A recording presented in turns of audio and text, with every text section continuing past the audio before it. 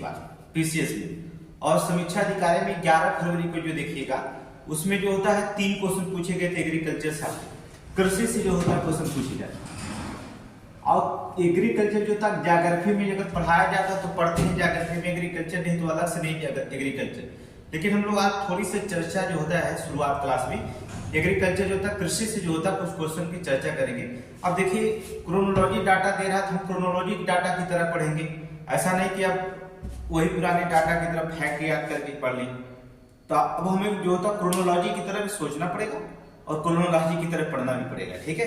तो हम एग्रीकल्चर करते हैं, भारत में कृषि पढ़ेंगे। पहले भारतीय कृषि की चर्चा करेंगे हम लोग, भारतीय कृषि, ठीक है, इंडियन एग्रीकल्चर।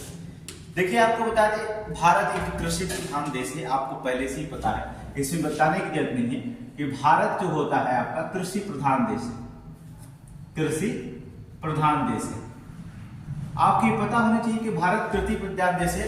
चाहे 2022 का एक आंकड़ा आया था, ठीक है, 2022 में आपको पता है कि प्रत्यक्ष रूप से या आप कह सकते हैं प्रत्यक्ष रूप से या अप्रत्यक्ष रूप से जो होता है, प्रत्यक्ष या अप्रत्यक्ष रूप से दोनों रूप से अगर जुड़ा देखा जाए तो भारत की आबादी जो होता है 58% आबादी जो होता है एग्रीकल्चर पर निर्भर होती है, ठीक है। कितने परसेंट?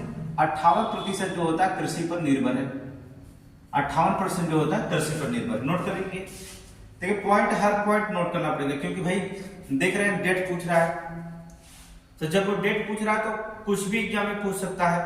अब उसमें हमें हर पॉइंट को जो होता है एक एक पॉइंट जो होता है नोट करनी पड़ेगा, तभी जो होता है हमारा कल्याण होने वाला है, ठीक है, अच्छे नंबर लाएंगे। अब देखिए कल्याण तो होगा लेकिन भरोसे वाला कल्याण जो होगा पॉइंट पे ही नोट करना पड़ेगा, ठीक है। तो यहाँ पर देखेंगे कि जो होता 2022 में 58% जो होता है एग्रीकल्चर प्रत्यक्ष या अप्रत्यक्ष रूप से जो होता है डाटा आया था, 58% जो होता है निर्भर जो होता है कृषि पर लोग निर्भर है। अगर हम यही बात करते भारत की कृषि के स्वतंत्रता के पश्चात की बात करें, स्वतंत्रता के पश्चात की अगर हम बात कर लेते हैं तो स्वतंत्रता के पश्चात दस का मतलब 1950-51 की डाटा बता रहे हैं, 1950 और 51।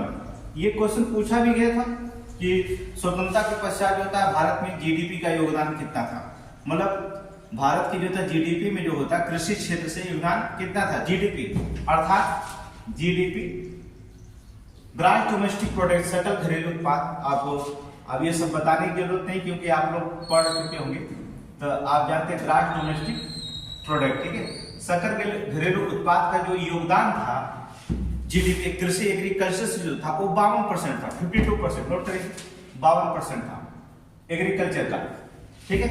अब यहाँ पर भी देखेंगे, अब कहने का मतलब होता है कि भारत एक कृषि प्रधान देश होने के 2022 में आंकड़ा अर्थात प्रत्यक्ष अप्रत्यक्ष रूप से 58% लोग कृषि पर निर्भर है।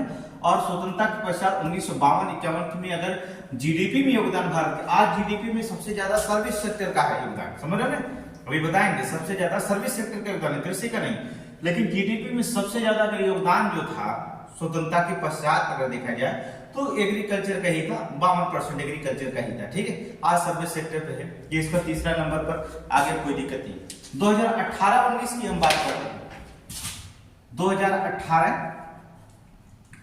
और 19 की डाटा देखेंगे, अगर इसमें आंकड़ा देखेंगे कृषि और उससे संबंधित क्षेत्र का योगदान अगर देखा जाए, ठीक है, देखेंगे आप कृषि एवं उससे संबंधित क्षेत्र, उससे जो संबंधित क्षेत्र का योगदान देखा जाए, जीडीपी की बात कर रहे हैं, अर्थात अगर उससे संबंधित क्षेत्र का योगदान देखा जाए तो 20% हो गया। कितना परसेंट हो गया? 20% हो गया। अब आप समझ रहे हैं कि कितना हो गया? 20% हो गया। देखिए जहां पर स्वतंत्रता के पश्चात एग्रीकल्चर का योगदान जो था कृषि का 52% था, 2018 और 19 में जो था वही योगदान कृषि और उससे संबंधित क्षेत्र का योगदान 20% हो गया, ठीक है। अब 2023 में जो होता है लेकिन 3.5% की वृद्धि हुई जब से ये योजना, बहुत सारी योजनाएं चलाई गई, ठीक है, केंद्र सरकार के द्वारा बहुत सारे कृषि भी योजनाएं चलाई गई। तो 2023 में जो होता है इनकी वृद्धि हो चुकी है, ठीक है। ये 2023 में तो 3.5 वर्ष की वृद्धि होगी, जो 6,000 रुपये भी मोदी जी जो होता है योजनाएं द्वारा दिए जाते हैं, जन धन योजना वगैरह सारी चलती है, 3.5% की जो होती है वृद्धि दर हो रही है, वृद्धि दर, ठीक है। कृषि में जो होता है वृद्धि दर कितना रही?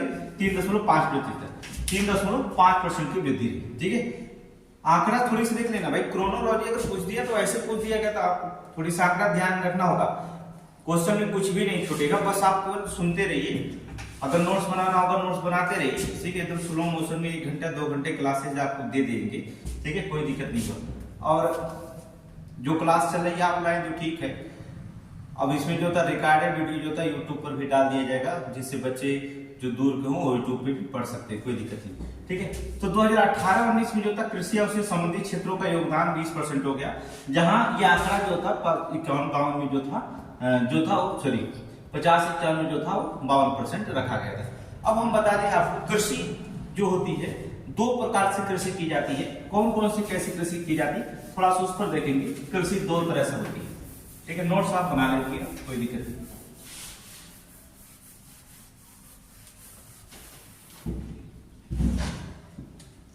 एक तो कृषि होती है निर्वाह कृषि, ठीक है, एक जो होती है निर्वाह कृषि होती है। दूसरी जो कृषि की जाती है एक निर्वाह के लिए, जीवन यापन के लिए। दूसरी जो होती है वाणिज्यिक कृषि होती है, ठीक है, वाणिज्यिक कृषि होती है। वाणिज्यिक कृषि आपको पता होगा, वाणिज्यिक कृषि के लिए या व्यापारिक कृषि कर सकते हैं, वाणिज्यिक कृषि या व्यापारिक कृषि भी करते हैं, ठीक है। आप छोटे छोटे क्यारे होकर घर पे जो होता है लहसुन वगैरह बोलते हैं खाने के लिए हो गया है, निर्वाह कृषि के लिए करते हैं, अपने जीवन निर्वाह के लिए। और निर्वाह कृषि भी जो होता है 2 प्रकार की होती है। एक तो गहन कृषि की जाती है दिमाग से, एक आदिम निर्वाह कृषि होती है, ठीक है। एक तो इसमें होती है गहन कृषि, एक होती है ग्रहण कृषि, और दूसरा होती है आदिम निर्वाह कृषि। आदिम निर्वाह कृषि नोट करेंगे। और आपसे ज्यादा एग्जाम में जो होता है आदिम निर्वाह कृषि एग्जाम में पूछा जाता है, समझ आए? आदिम निर्वाह कृषि, क्योंकि आदिम निर्वाह कृषि ज्यादा एग्जाम में पूछे जाते हैं। देखिए उठा करके पेपर में कोई भी एग्जाम दे, चाहे वनडे दे, चाहे पीसीएस दे, चाहे लोअर दे, कोई भी दे, आदिम निर्वाह कृषि पूछी जाती है, बस इतना याद रखिए। कृषि होती है निर्वाह कृषि होती है, वाणिज्यिक कृषि होती है। एक तो आप जीवन यापन के लिए, दूसरा वाणिज्यिक व्यापारिक कृषि करते हैं। दूसरी चीज होती है निर्वाह कृषियां 2 प्रकार की होती हैं, एक ग्रहण कृषि होती है, दूसरा आदिम निर्वाह कृषियां होती हैं। आदिम निर्वाह कृषियां भी 2 प्रकार की होती हैं, एक तो स्थानांतरित कृषि होती है, एक कृषि होती है जो स्थानांतरित होती है,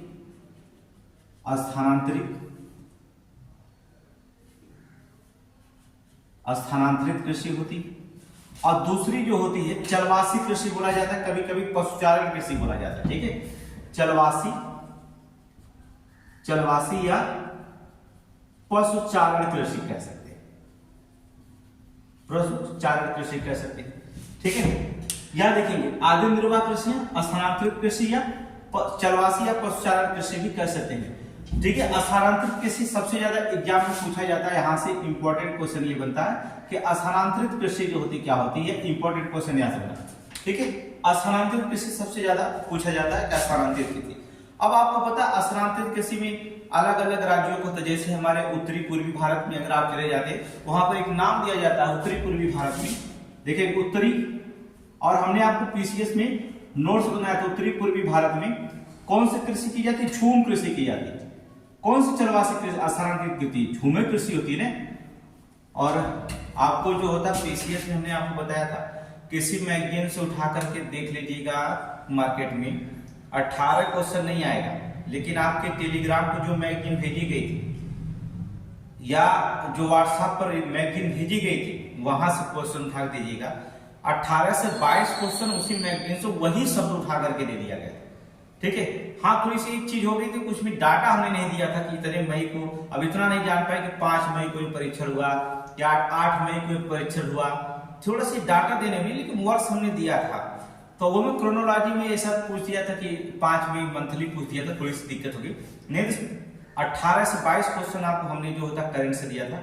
करंट कितना भी कठिन पूछा था, लेकिन कोई आपको दिक्कत नहीं हुई होगी अगर पढ़े होंगे तब। विश्वास करके पढ़ना, कुछ लड़के तो सोचे होंगे क्या पढ़ा जाए, लेकिन जो पढ़े वो 18 से 20 क्वेश्चन पा के सोचिए एक ही किताब के करंट से। और मई वाले मैगजीन उसके हमने दिया था, मई वाले से जो होता है आपको जो होता है 12 से 13 क्वेश्चन थे, केवल मई से क्वेश्चन उठा के दिए। कोई भी मैगजीन उठाइए मई वाले में देखेंगे 12 से 13 क्वेश्चन। हाँ एक चीज और आपको याद रखना होगा कि कोई भी मैगजीन अगर पढ़ रहे हैं तो एक ही मैगजीन पढ़िए, ठीक है। एक ही मैगजीन, चाहे आप क्रॉनिकल पढ़ रहे हैं तो क्रॉनिकल पढ़िए, दर्पण पढ़िए दर्पण, 2 मैगजीन उठाइए। अब बार बार मंथली में बदलेंगे तो क्वेश्चन बदल जाएगा, क्योंकि मैगजीन वाले ये करते हैं कि अगले मंथ का जो क्वेश्चन छूटा रहता है उस मंथ में जो होता दे देते हैं, और आप बदल बदल के अगर मैगजीन पढ़ रहे हैं तो आपका मामला गड़बड़ है, क्योंकि ये मैगजीन जो होता है वो चीज अगर आप क्रॉनिकल पढ़े या दर्पण पढ़े, दो मैगजीन आपने लीजिए, दो मैगजीन पीसीएस के लिए इंपॉर्टेंट होती है, ठीक है। पीसीएस दीजिए, चाहे ये दीजिए, चाहे समीक्षा दीजिए, मैगजीन दो कम से कम दो होनी चाहिए परीक्षा।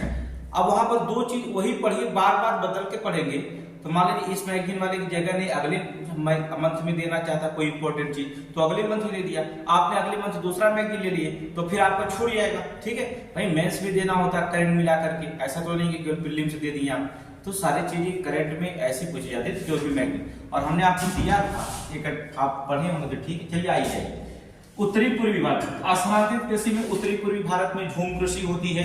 आंध्र प्रदेश की बात कर लेते हैं, जैसे आंध्र प्रदेश में कौन सी कृषि होती है, हमने आपको बताया था आंध्र प्रदेश में पोडू कृषि का नाम बताया था, हमने क्या बताया था, पोडू कृषि होती है, ठीक है, क्या बताया था, पोडू कृषि होता है।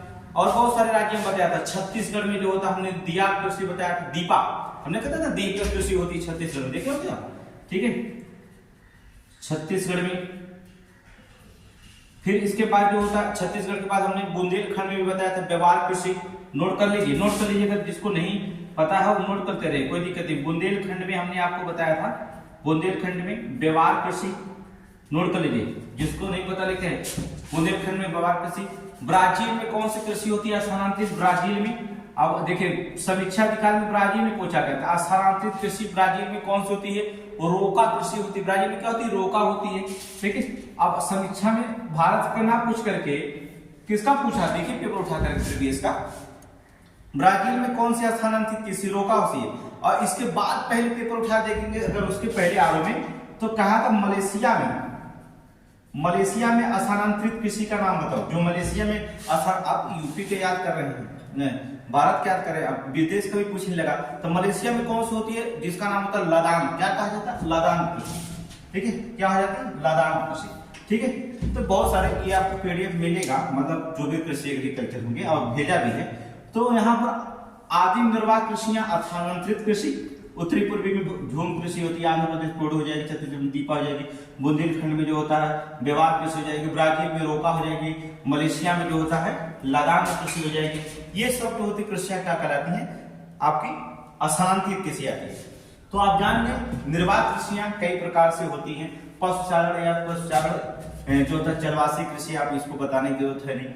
लेकिन वाणिज्यिक कृषियां भी तीन प्रकार की होती है। पहली कृषियां जो होती हैं, जो वाणिज्यिक कृषि होती है, पहली कृषि जो होती है इसमें रोपड़ कृषि होती है, नोट करेंगे, रोपड़ कृषि, जितना भी रोपड़ कृषि होती है सब वाणिज्यिक कृषि के अंतर्गत आती है। रोपड़ कृषि, मिश्रित कृषि और वाणिज्यिक कृषि, तीन आती है, ठीक है, रोपड़, मिश्रित कृषि और वाणिज्यिक कृषि, और वाणिज्यिक कृषि, ये सभी आती हैं इसके अंतर्गत, वाणिज्यिक कृषि के अंतर्गत, ठीक है। रोपड़ या मिश्रित कृषि वाणिज्यिक कृषि के अंतर्गत ही आती है, तो इसके तीन भाग होते हैं, ठीक है।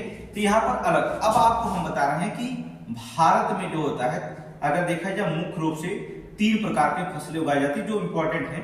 और फसलों में हमने पीसीएस में पूछा गया था कि धान के जो होता है वर्षा, धान के लिए कितना वर्षा चाहिए, ठीक है, 100% से अधिकतम सामान्य, सही है, ठीक है। आगे देखिएगा उसको हम चर्चा करेंगे, धान गेहूं को कैसे वर्षा चाहिए और कौन कौन से चाहिए क्वेश्चन, समीक्षा में क्या पूछा गया वहां पर चर्चा करेंगे। चलिए इस पे देखेंगे, नोट्स बनाते रहिए आप लोग, ठीक है।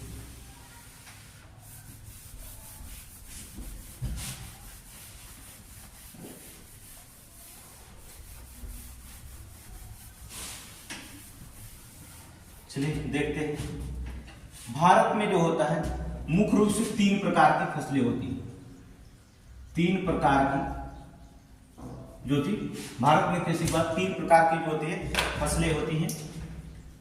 और ये तीन प्रकार की फसलें में जो होता है आपसे पूछा जाता है एग्जाम में बहुत ज्यादा, ठीक है, समीक्षा में यहाँ से पूछा जाता है एक क्वेश्चन तीन प्रकार, जहां से देखिए क्वेश्चन पूछा पहले हम उस पर चर्चा करना शुरू कर दिए, ठीक है। फिर आप धीरे धीरे जो होता है कौन कौन सी फसलें होती है आपको बताने की जरूरत नहीं, आप जानते हैं।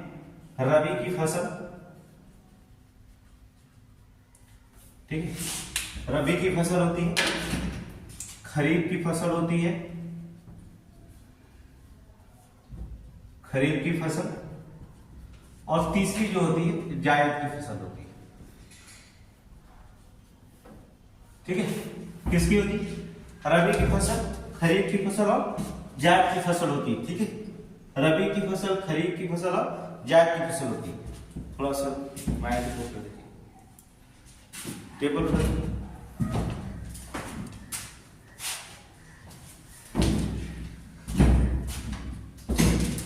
उसमें देखेंगे रबी की फसल में जो होता है, पहली चीज होता है कि बोया कब जाता है और काटा कब जाता है। थोड़ी सी मंथ तो याद करना पड़ेगा कि कब रबी की फसल बुआई की जाती है। ठीक है, बुआई कब होती है, इसकी बुआई कब होती है और इसको काटा कब जाता है, इसकी कटाई कब होती है देखेंगे। तो रबी की फसल इस समय चल रहा है अक्टूबर नवंबर। ठीक है, डेट करेंगे अक्टूबर और नवंबर में इसकी बुआई हो जाती है। अक्टूबर और नवंबर में रबी की फसलें जो होती बुआई होती है और चल के जो होता है मार्च तक जो होता है फसलें काट दी जाएगी। ठीक है, मार्च या अप्रैल, अक्टूबर नवंबर में बुआई होती है, मार्च और अप्रैल में जो होती है इसकी जो होती कटाई हो जाती है। अब इसमें देखें कि रबी की फसल में हम इस वक्त जो होता क्या क्या रबी की फसल में बो रहे हैं आपको पता होगा, और इसमें बताने की जरूरत नहीं, आप सभी लोग जानते होंगे। ठीक है, क्या क्या बोया जा रहा है? गेहूं आप बो रहे हैं, ठीक है, जौ आप बो रहे हैं, ठीक है, चना आप बो रहे हैं, ठीक है, मटर आप बो रहे हैं, मटर बो रहे हैं, ठीक है, सरसों बो रहे हैं, सरसों की बुआई हो रही है कि नहीं, मटर भी हो जा रहा है, सरसों भी हो रहा है, और वो छोटी सी मसूर होती है, मसूर बोल रहे हैं। और सब्जियों का राजा कौन? सब्जियों का राजा कौन? आलू इत्यादि फसलें बोई जाती है। सब्जियों का राजा आलू, सुन रहे हो ना? ठीक है, सब्जियों का राजा आलू, इसकी भी बुआई हो रही है। अर्थात गेहूं, जौ, चना, मटर, सरसों, मसूर, आलू, ये सब क्या है? ये सभी जो होती है रबी की फसलें होती हैं, जिनकी बुआई जो होती है अक्टूबर नवंबर में होती है और काटा कब जाता है? मार्च और अप्रैल में होता है। आपको लग रहा है बहुत सिंपल है? हाँ सिंपल है, आप इसको मिलान करने के लिए आया तो इसलिए बता रहे हैं, बस 2 मिनट लगेगा आपको बता देंगे, फिर आगे सिंपल की बात करते हैं कैसे पढ़ाया जाता है।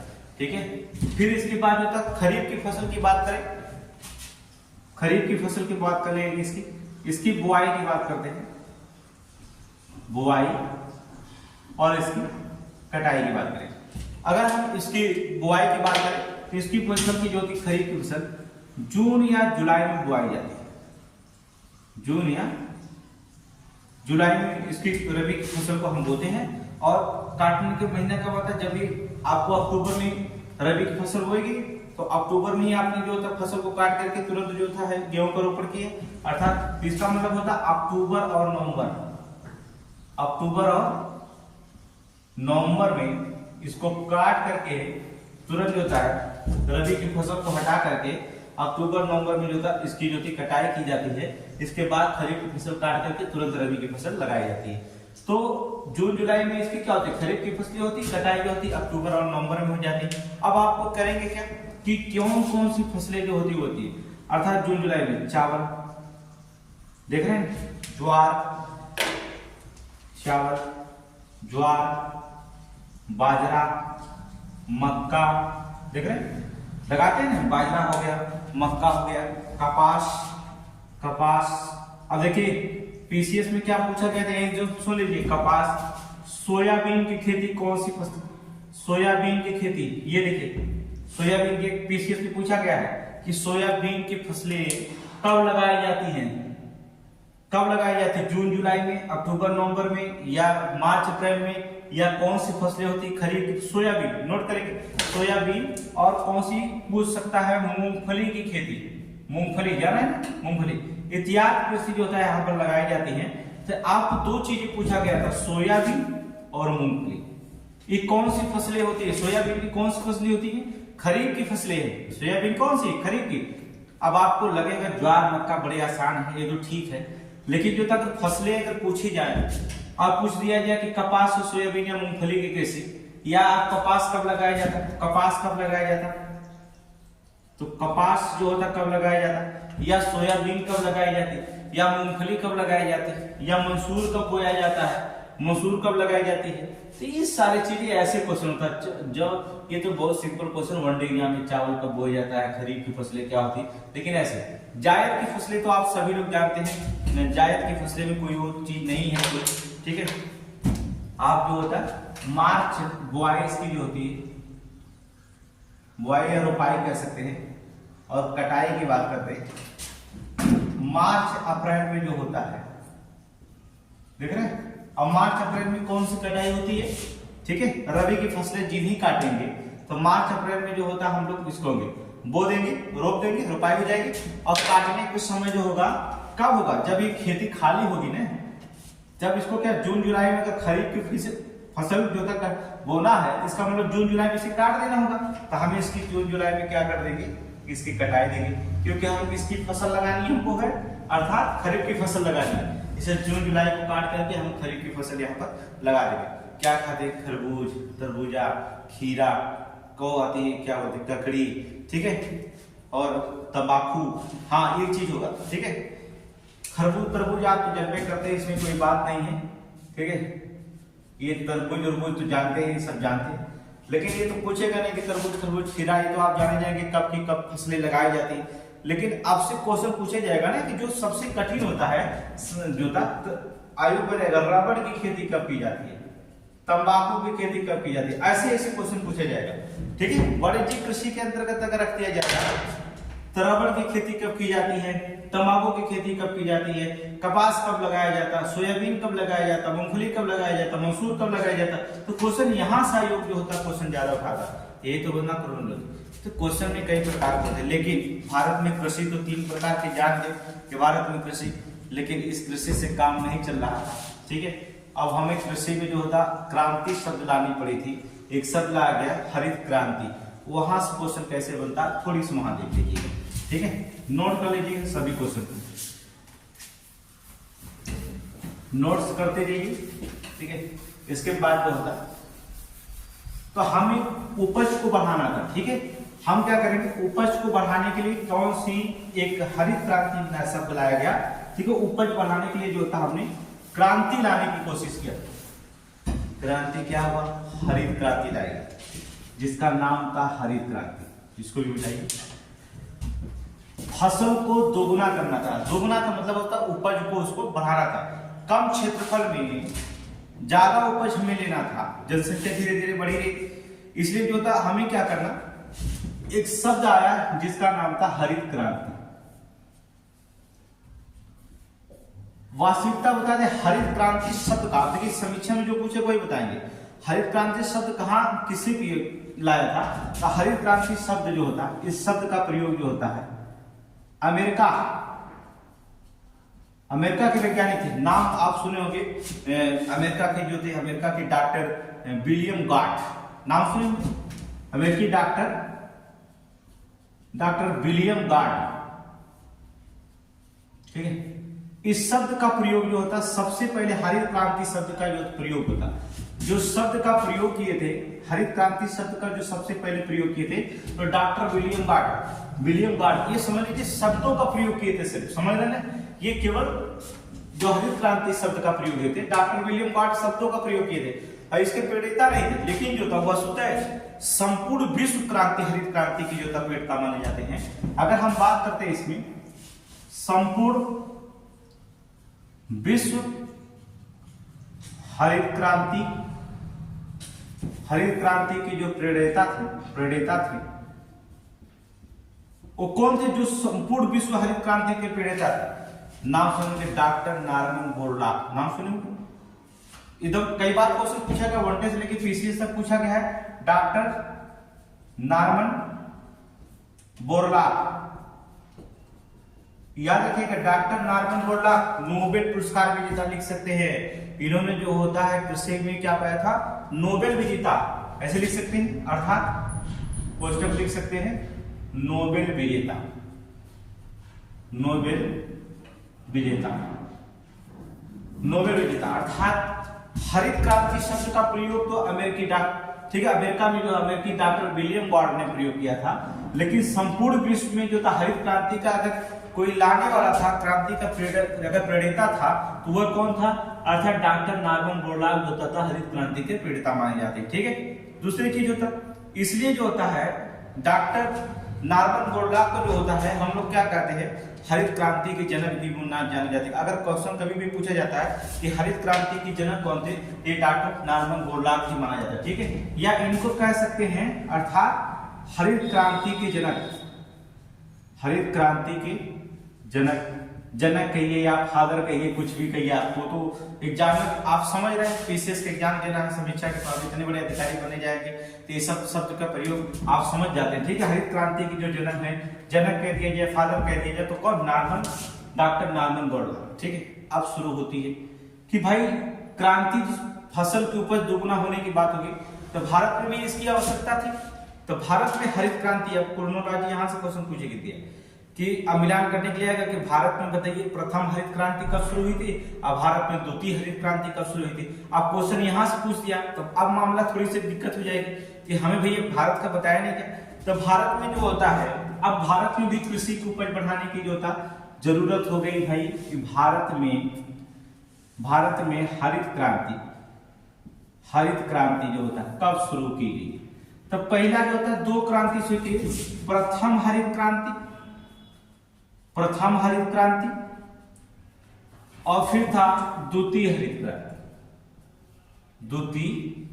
हरित क्रांति। अब यहां से क्वेश्चन देखेंगे आप, ठीक है, प्रथम हरित क्रांति और द्वितीय हरित क्रांति।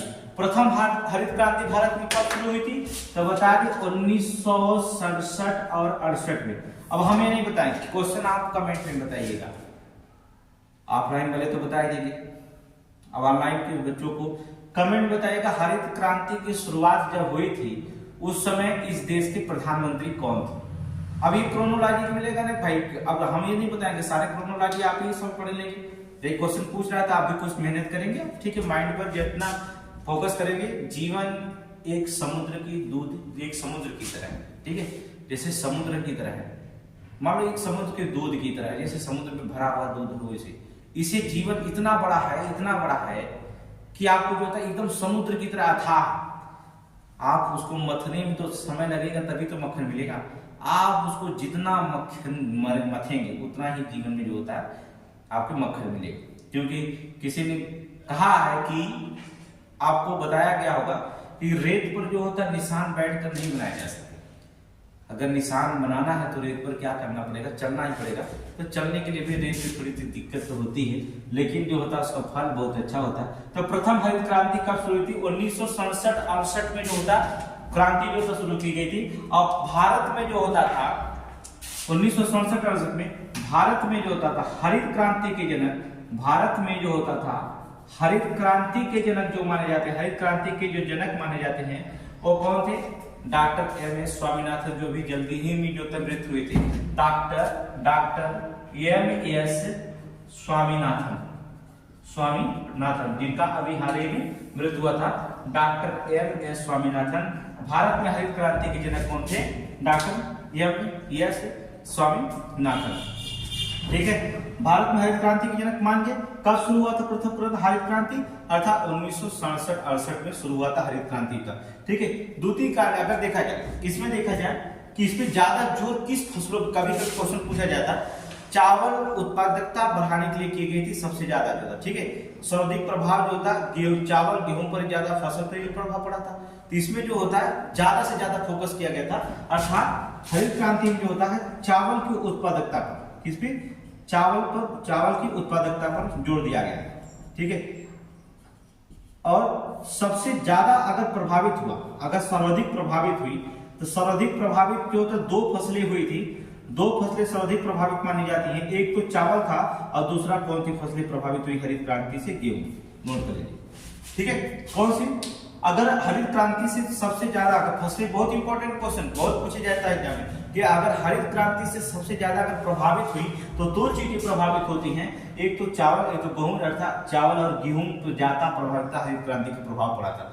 अब हरित क्रांति का प्रथम क्रांति तो आप जान गए कि कब से कब शुरू किया गया था। अब क्वेश्चन अगर पूछ दिया जाएगा कि दूसरी हरित क्रांति कब शुरू हुई थी, तब सन आपको बताना पड़ेगा। तो दूसरी हरित क्रांति कब शुरू हुई थी, अर्थात 1983-84, नोट करेंगे, ठीक है। दूसरी हरित क्रांति कब शुरू हुई थी, 1983 और 84 में दूसरी हरित क्रांति, ठीक है। तो प्रथम हरित क्रांति कब शुरू हुई, द्वितीय हरित क्रांति कब शुरू हुई और कब शुरू हुआ आपको पता होगा, सारे क्वेश्चन बता दें, ठीक है। हरित क्रांति देखिए आपको बता दें, खाद्यान्न उत्पादन को दोगुना करने का लक्ष्य रखा गया था। एम एस स्वामीनाथन क्या करे, खाद्यान्न को दोगुना करने का लक्ष्य रखा था। बस इतना ही समझ लीजिए कि एम एस स्वामीनाथन ने क्या किया कि खाद्यान्न अर्थात खाद्यान्न को दोगुना अर्थात दोगुना करने का लक्ष्य रखे थे, खाद्यान्न को दोगुना करने का लक्ष्य रखे थे।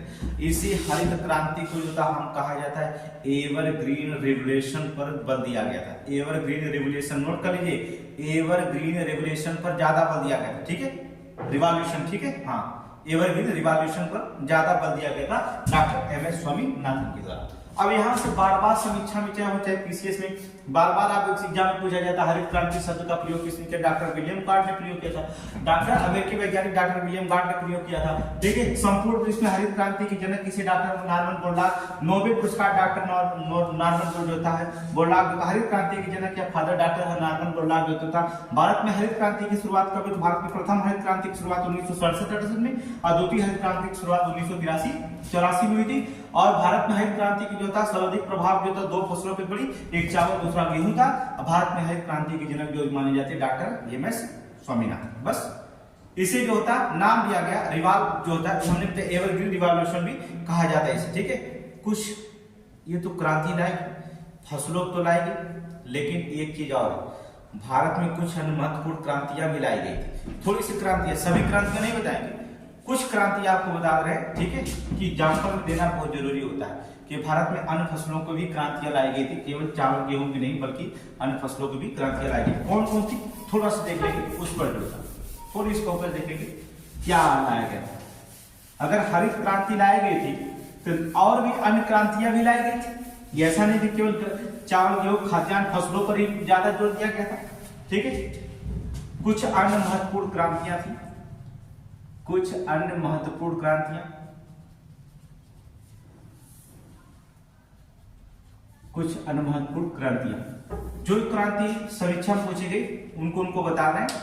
आप बस नोट कर लीजिए, फिर आप पढ़ लीजिएगा, ठीक है। बुकलेट वगैरह किताब में जो होता रखा जाता है। पहली क्रांति जो होता है सबसे ज्यादा क्वेश्चन पूछी जाती है श्वेत क्रांति, ठीक है। कौन सी क्रांति, श्वेत क्रांति। श्वेत क्रांति अब आपको बताना होगा कि जो श्वेत क्रांति थी किस पर निर्भर थी। इस श्वेत क्रांति क्यों लाएगी, दुग्ध उत्पादकता को बढ़ाने के लिए, दुग्ध उत्पादकता को बढ़ाने के लिए, दुग्ध उत्पादन को बढ़ाने के लिए जो था की गई, ठीक है, श्वेत क्रांति।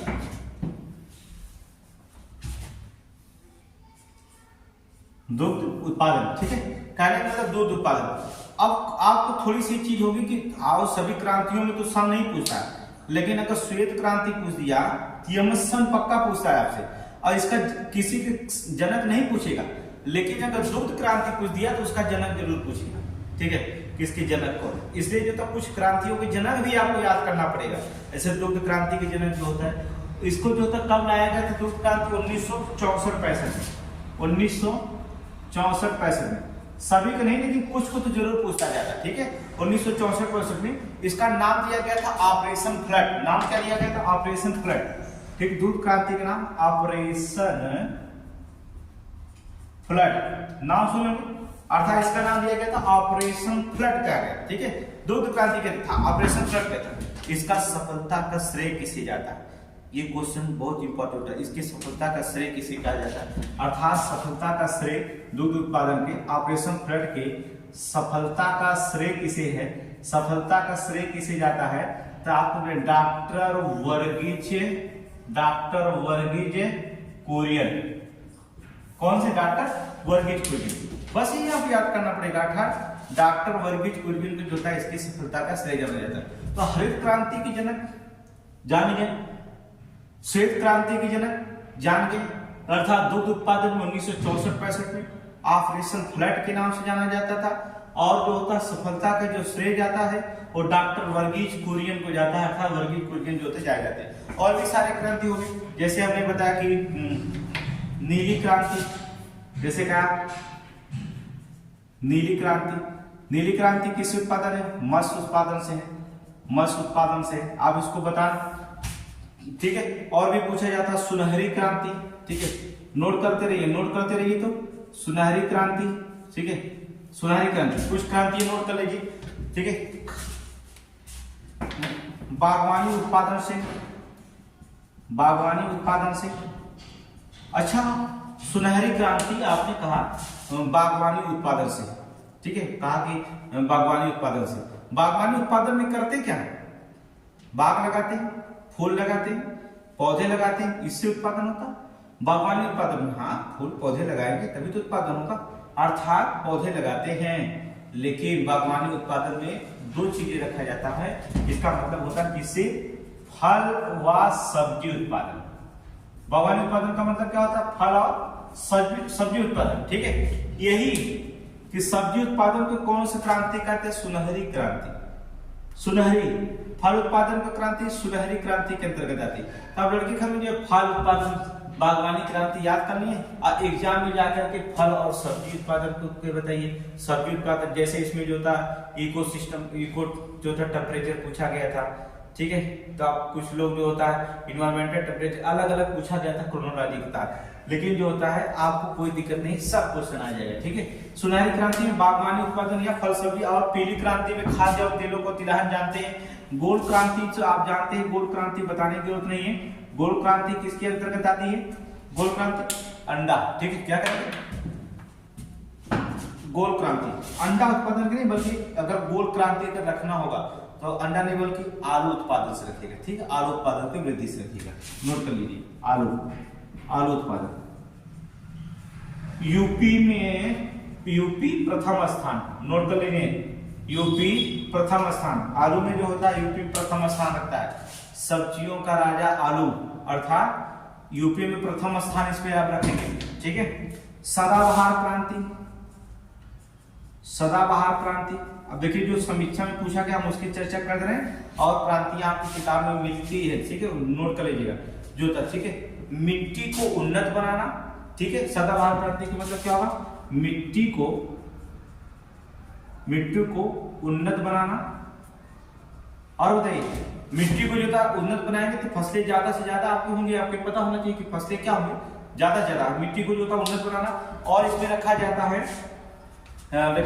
किसानों को लोन दिलाना, सदाबहार क्रांति में आता है, ठीक है। किसानों को लोन दिलाना, नोट कर लीजिए। किसानों को लोन दिलाना,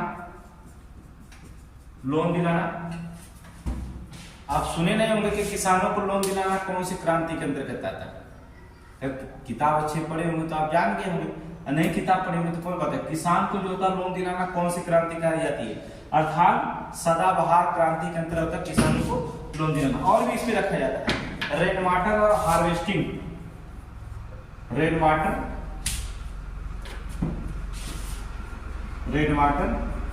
और हार्वेस्टिंग,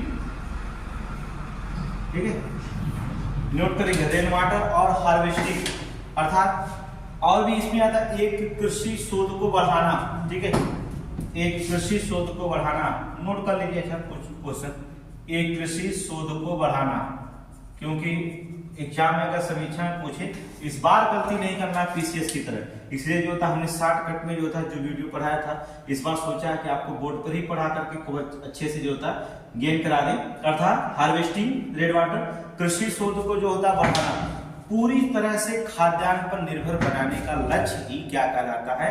सदाबहार हरित क्रांति कहलाता है। बस इतना जाने, पूरी तरह से खाद्यान्न को निर्भर बनाना, कहने का मतलब होता है कि हमें जो था खाद्यान्न पर निर्भर, अर्थात किसान पूरी तरह से खाद्यान्न पर निर्भर क्या करना, बनाने का लक्ष्य जो हमारा होगा वो क्या कहलाएगा? अर्थात क्या कहलाता है? अर्थात वो सदाबहार क्रांति के अंतर्गत आता है। समझ गए?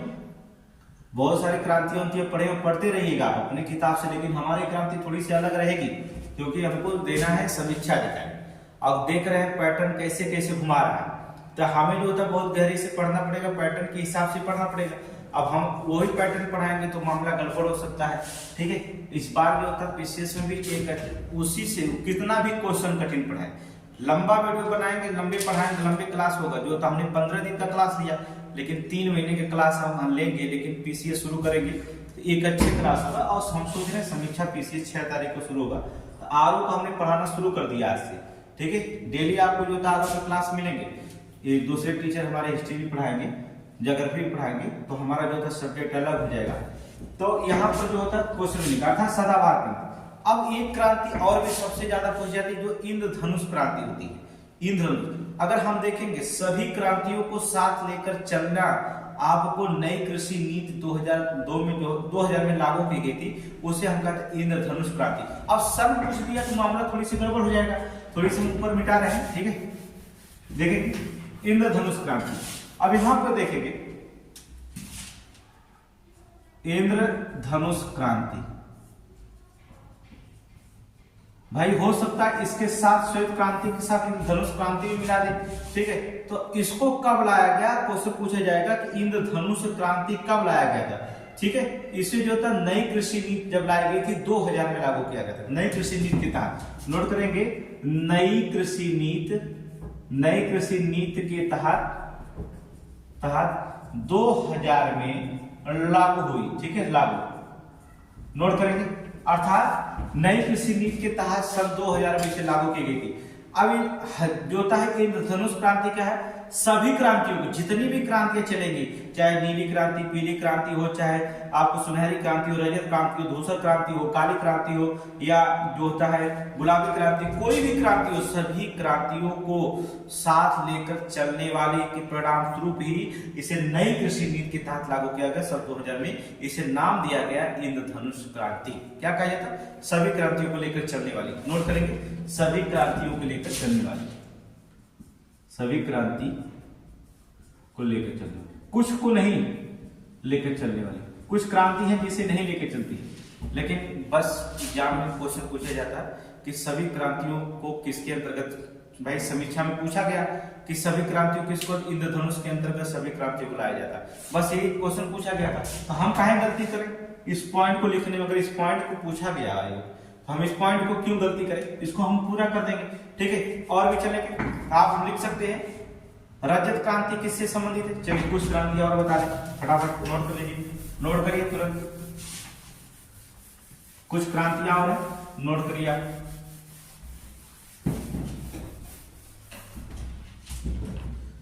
जैसे रजत क्रांति, रजत क्रांति क्या है, अंडा, अंडा नहीं दे सकता है तो क्या करेगा, अंडा की मम्मी को दे देगा। क्या, रजत क्रांति अंडा नहीं देगा तो क्या देगा, मुर्गियों को उत्पादन बढ़ाने के लिए, ठीक है। अंडा की मम्मी कौन, मतलब मुर्गी, अर्थात मुर्गियों के उत्पादन बढ़ाने के लिए, उत्पादन बढ़ाने के लिए। अंडा की मम्मी नहीं, अंडा की मम्मी चूजे की मम्मी होती है ना।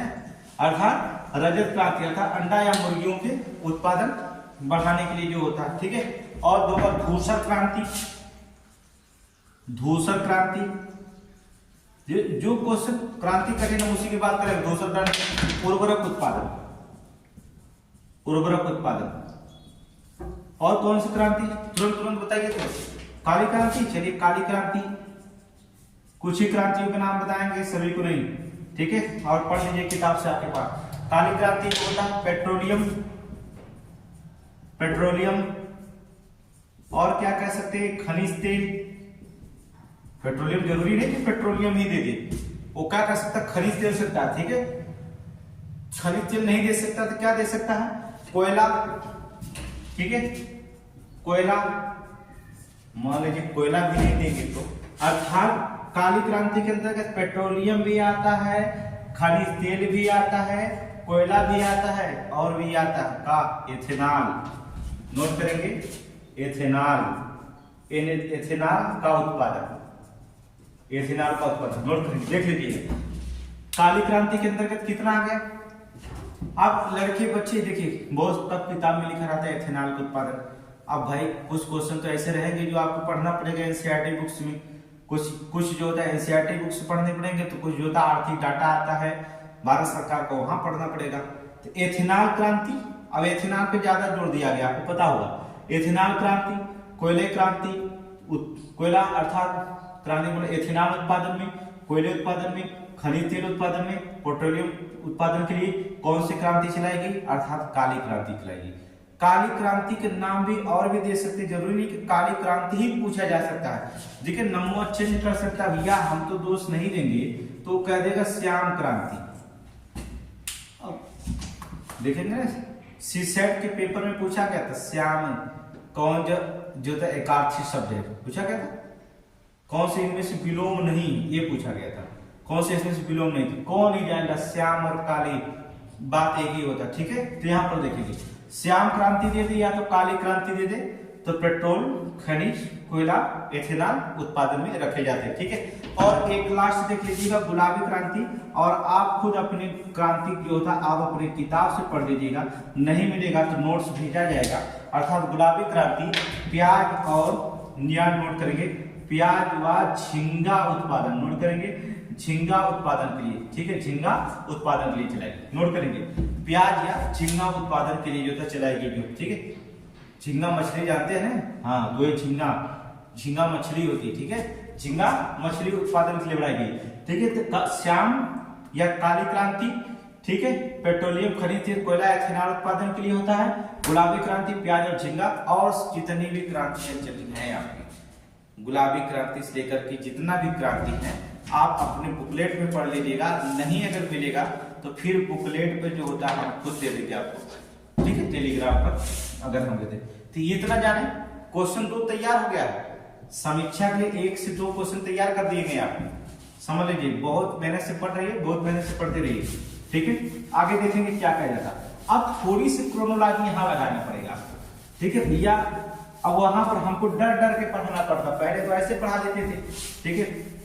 अब हमको थोड़ी सी डर इस बात को हो गई है कि आयोग क्या पेपर बनाएगा, कोई बात नहीं कि क्या बना के दे देगा, तो थोड़ी सी यहाँ पर रखेंगे कि सर्वाधिक कर्ज लेने वाले किसान, नोट कर लीजिए क्रोनोलॉजी, सर्वाधिक भारत में, अर्थात सर्वाधिक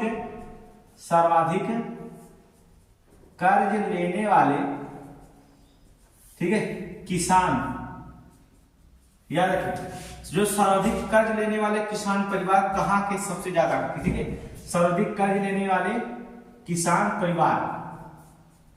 अब देखिए सर्वाधिक कर्ज लेने वाले किसान परिवार की हम बात करते हैं, तो कौन सा राज्य, मतलब राज्य, परिवार के नाम ना कि गुरु के, कटवारू के, ठीक है, उनका लेने किसान, उनके नाम हम नहीं बता रहे हैं, वो नाम बताएंगे तो बहुत बड़ा डाटा हो जाएगा, ठीक है। यहाँ पर राज्य की बात कर रहे हैं, ठीक है। जैसे राज्य का सर्वाधिक जो तक कर्ज लेने वाला किसान जो तक किसान परिवार जो था कहाँ का, केरल, नोट करेंगे, केरल, सबसे ज्यादा केरल के लोग जो होते हैं किसान पे लोन लेते हैं, ठीक है। फिर आते हैं आंध्र प्रदेश, इसके बाद आ जाइए पंजाब,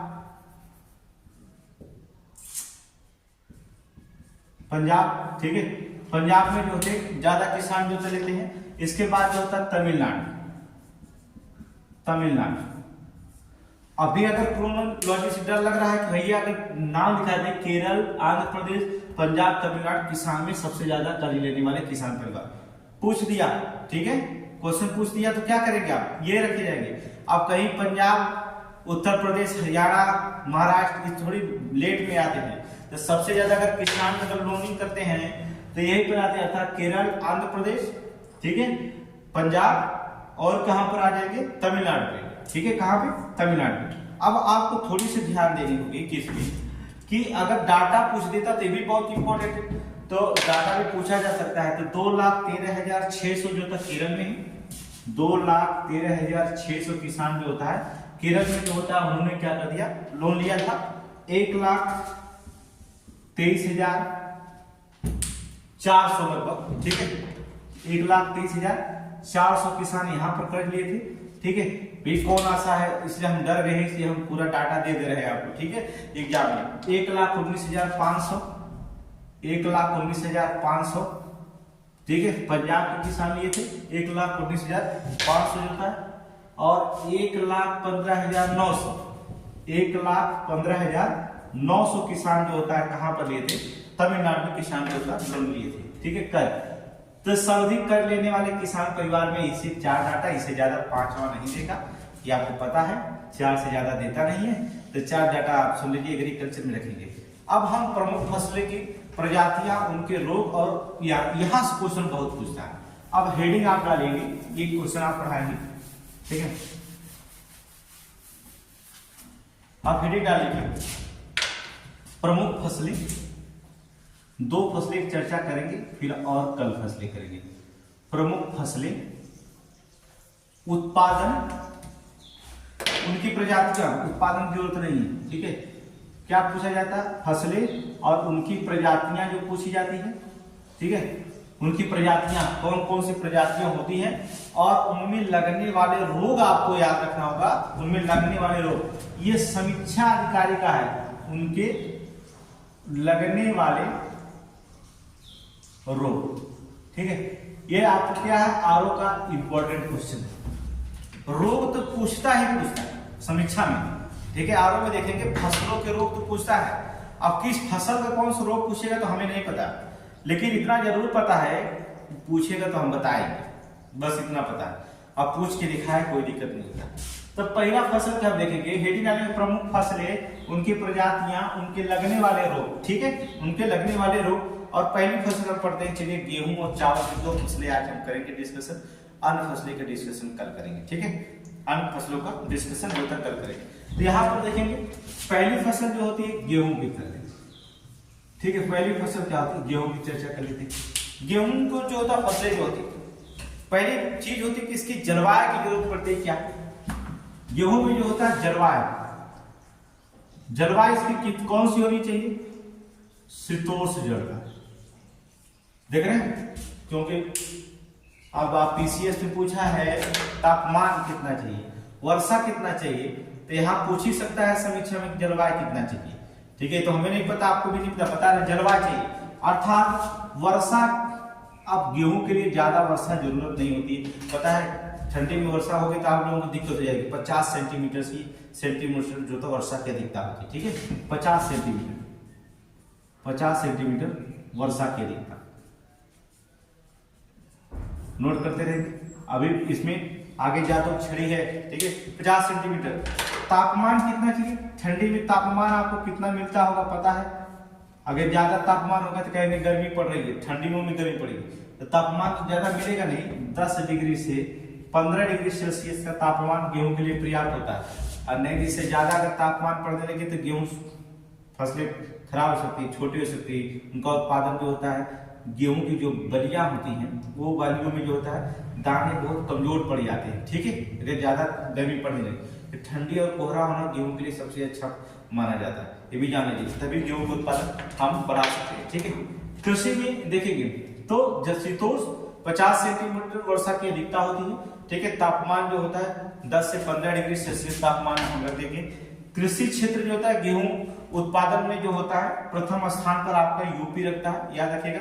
कृषि क्षेत्र और गेहूं उत्पादन में दोनों में प्रथम स्थान कौन है, अगर ऐसे देखेंगे तो चीन, विश्व में अगर देखा जाए तो चीन प्रथम स्थान पे, ठीक है। कृषि क्षेत्र में अगर देखा जाए तो प्रथम अर्थात विश्व में जो होता है प्रथम स्थान गेहूं का तो कौन है, चीन। डाटा याद रखेंगे आपको, ठीक है, चीन जो होता है याद रखा जाता है। एक गेहूं की प्रजाति हमारे यहाँ है जिसे क्वेश्चन में समीक्षा में दिखाई पड़ जाता नोरिन 10, देखिए एक गेहूं की प्रजाति है नोरिन 10, ये गेहूं की बौनी प्रजाति है, गेहूं की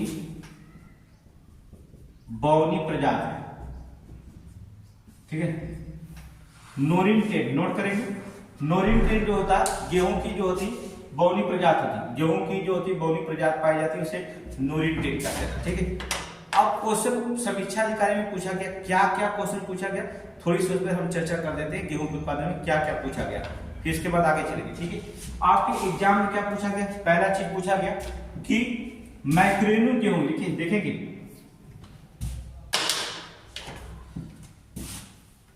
मैक्रोनी आप खाते होंगे, मैक्रोनी गेहूं के लिए, मैक्रोनी जो बनती है उसके गेहूं के लिए कौन सी जो फसलें ज्यादा रखी जाती है, गेहूं रहती है, तो सूखा प्रभावित क्षेत्रों में उसके गेहूं के लिए मैक्रोनी गेहूं जो होती कहाँ होती है, सूखा प्रभावित क्षेत्र।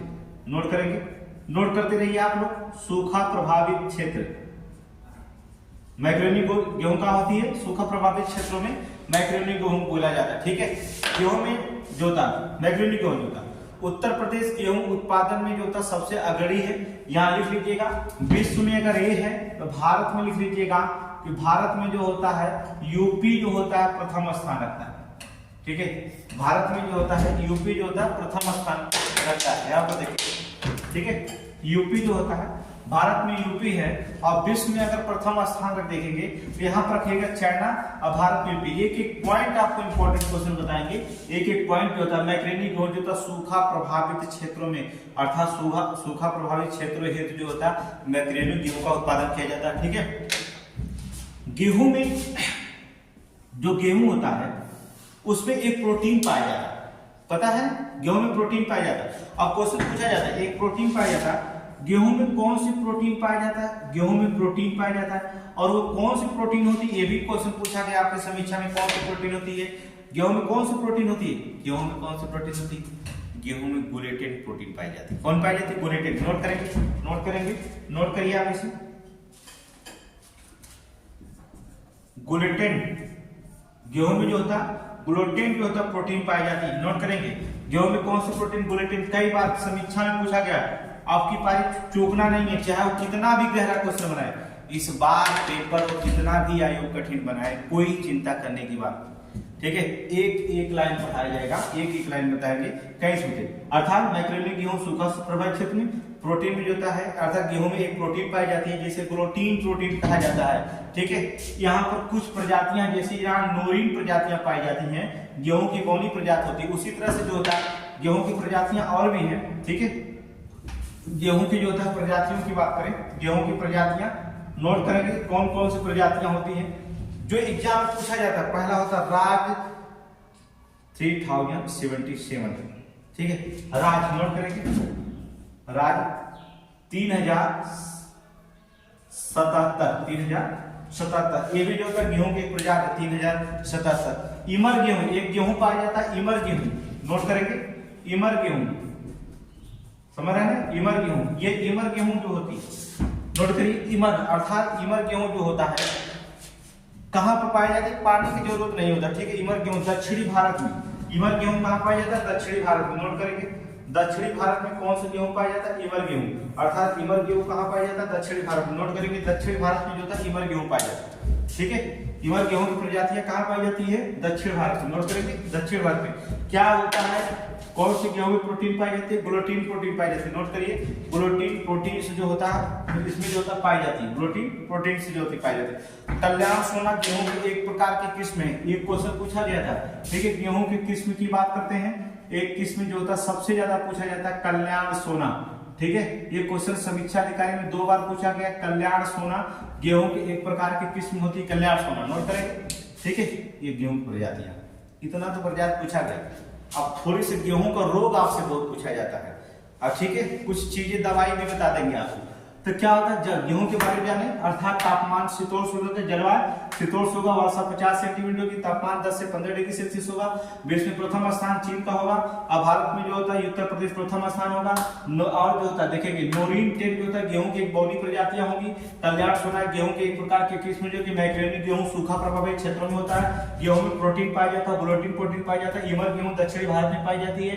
और एक प्रजातियां गेहूं की जो मोस्ट इंपोर्टेंट होती है राज 3077 ज्योतिराज, ये गेहूं की प्रजातियां पाई जाती है। अब इसमें थोड़ी सी देखेंगे कि गेहूं में जो होता है कुछ रोग भी लगते हैं जो आपसे पूछा जाता था। गेहूं के कौन कौन से रोग है उस पर हम चर्चा करते हैं। देखिए गेहूं से रोग, गेहूं में कौन कौन से रोग होते हैं, नोट करते रहिएगा, नोट करते रहिए। समीक्षा पास करना है तो हमें थोड़ी सी मेहनत करनी होगी। फिर इसके बाद जो था कहीं से क्वेश्चन पूछे कोई फर्क नहीं पड़ेगा, आप क्वेश्चन को बताएंगे। ठीक है, गेहूं में लगने वाले रोग, क्योंकि यहाँ पर हमने रोग की चर्चा किया, हमने एक पॉइंट कहां से उठाया है? समीक्षा के पेपर से।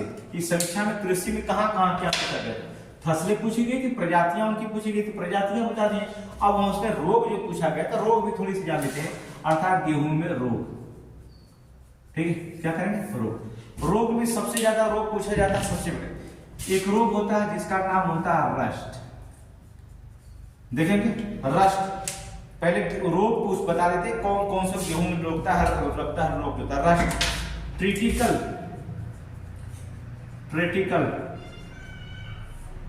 ठीक है, रस्ट रोग, RUST रस्ट रोग जो होता है गेहूं में लगने वाला रोग है। ठीक है, गेहूं में लगने वाला रोग उसे रस्ट कहते हैं। अभी बताएंगे कमियां कैसे होती है। ठीक है, ट्रेटिकल्स क्या होता है? ट्रेटिकल्स जो होता है गेहूं और राई दोनों में लगने वाले रोग, अर्थात दोनों के बीच का संकर होता है। क्रिटिकल क्या होता है? गेहूं और राई के बीच संकर जो होता है, ठीक है, क्रॉसिंग जो होता बनाया गया था। गेहूं और राई के बीच जब एक प्रकार के क्रॉस कराएंगे, दोनों के बीच का संकर जो होता है क्या कहलाता है? क्रिटिकल कहलाता है। नोट करेंगे, गेहूं और राई के बीच जो होता है, जो संकर होता है, संकर है वो कौन कहलाता है? क्रिटिकल। रोग नहीं है, क्रिटिकल्स होता है, ठीक है। उसे ट्रीटर राई जानते हैं, हाँ, गेहूं से निकाल के बाहर फेंक दिया जाता है, ठीक है। तो गेहूं और राई के बीच में होता है, कौन सा होता है? ट्रिटिकल्स होता है, ठीक है। एक रोग होता है गेहूं में जिसका कहते हैं रस्ट प्लस, इसमें रस्ट के साथ क्या लगते हैं? Karnal Brunt. Karnal Brunt, Karnal Brunt जानते हैं? करनाल जो होता बट जो होता रोग किसका है? गेहूं का है ना। करनाल ब्रंट और रस्ट दोनों गेहूं के रोग हैं, लेकिन करनाल ब्रंट प्लस जो होता है करनाल सॉरी रस्ट, तो दोनों मिलाएंगे तो कौन सा रोग होते हैं? कवक जनित रोग। नोट करेंगे, नोट करिए, बहुत इंपॉर्टेंट है। कवक जनित, नोट करिए, कवक जनित रोग कहलाते हैं। नोट करेंगे, कवक जनित रोग। गेहूं में कवक जनित रोग कैसे लगता है? रस्ट प्लस करनाल बंट। नोट करेंगे, रस्ट भी गेहूं का रोग है, करनाल बंट भी गेहूं का रोग है। जब दोनों रोग एक साथ लग जाते हैं तो उसे हम कहा जाता है कवक जनित रोग कहा जाता है। क्या कहा जाता है उसे? कवक जनित रोग। नोट करिए, कवक जनित रोग कहलाता है, ठीक है। और भी सारे इसमें गेहूं लगता है, जैसे झुलसा रोग लगता है, और इसमें जो था आवृत कंडुआ रोग लगता है। क्या लगता है? आवृत कंडुआ रोग लगता है, ठीक है। बहुत सारे इसमें लगते हैं, लेकिन जो एग्जाम में पूछा गया है हम उसी पर चर्चा करेंगे ना। ज्यादा आपको पढ़ाएंगे तो फिर आईएएस का पता चल जाएगा, लेकिन पता नहीं चला कि आईएएस में आया था, पीसीएस में आया था। देख रहे हैं कि नहीं? हाँ, कुछ लड़के कहे तो आईएएस का पेपर उठा के दे दिया था। कल एक कमेंट कर रहा था, सर जी समीक्षा अधिकारी का पेपर बनाया था, बुला करके पीसीएस में दे दिया। अगली बार इसी तरह से समीक्षा बनाया गया। नहीं भैया, पेपर तो आपको हम 100% बता दें कि अक्टूबर में ही पेपर बन चुका है। अक्टूबर के बाद कोई करंट नहीं पूछा गया था। देख लीजिए पेपर उठा के, अक्टूबर, नवंबर, दिसंबर, ये 3 महीने का करंट नहीं पूछा गया था। अब कोचिंग वाले अक्टूबर, नवंबर, दिसंबर को खूब करंट रटाए और देखेंगे आपको सारा करंट मई का पूछा गया। पेपर तो पहले अक्टूबर के पहले बन के तैयार हो गया था, बस इतना याद है सितंबर में बन के तैयार था कि अक्टूबर में पेपर हो जाएगा, सितंबर में बन के तैयार था। जितना भी करंट पूछा गया सितंबर के पहले का करंट पूछा गया। अब इधर 4 महीने इधर का करंट पढ़ने लगे, पूरा दिसंबर से दिसंबर तक करंट पढ़ाते थे, रटाते थे, इधर खुद ही नुकसान कर दी कोचिंग। इसलिए अपने दिमाग से पढ़िए, मेथड से, कि ठीक है कहाँ से कहाँ। इसलिए हमने आपको बताया कि ज्यादा पढ़ने की जरूरत नहीं है, कि 7-8 महीने हमने कहा मई, अगस्त, सितंबर हमने करंट कहीं डाला था मई से तक, ठीक है। कुछ चीजें जो होती है उसमें मिस्टेक हुई थी, नहीं तो हम पूरे जो 18 क्वेश्चन दिए थे आपको पीसीएस में, शायद 25 से ऊपर होते, थोड़ा सा और समय मिले होता, ठीक है। चलिए अब थोड़ी सी देखेंगे चावल। चावल के बारे में पढ़ते हैं। गेहूं जान गए, चावल अर्थात जिसे आप कह सकते हैं धान।